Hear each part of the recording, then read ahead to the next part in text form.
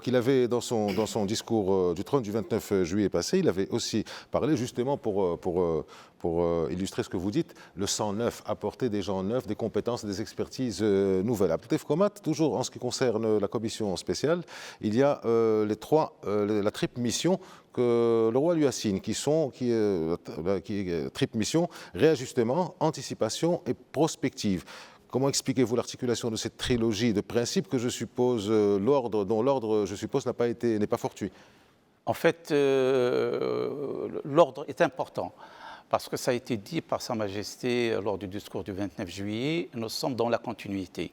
Bien évidemment, il y a des dysfonctionnements, il y a des choses à améliorer, mais il y a également beaucoup de choses qui ont été réalisées.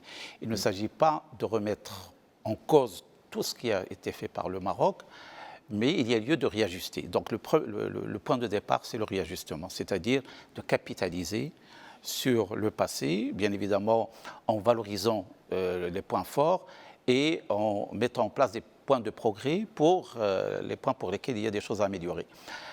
Ça, c'est le premier point, le réajustement. Et puis, deuxième point, c'est la proactivité. C'est-à-dire, il ne faut pas être réactif. C'est le futur proche.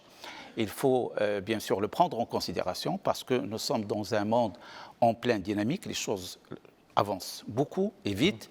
Et il va falloir, lorsqu'on arrête des décisions, des orientations aujourd'hui, il va falloir qu'on les inscrive dans ce qui va se passer dans les prochaines semaines, les prochains mois, les prochaines années.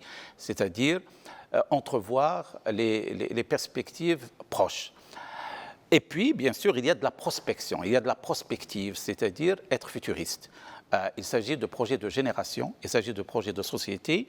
Et bien évidemment, lorsque on bâtit une stratégie de développement, le développement c'est le long terme, il faut toujours l'inscrire bien sûr dans la prospective et essayer d'envisager, d'entrevoir autant qu'on peut le faire, parce que ce n'est pas évident de le faire toujours, mais dans la mesure du possible, placer le projet dans des perspectives d'avenir. Et donc bien sûr, il y a toute une démarche méthodologique qui prend en considération le passé, le proche futur ou le futur proche, et puis l'avenir lointain, bien sûr, à entrevoir.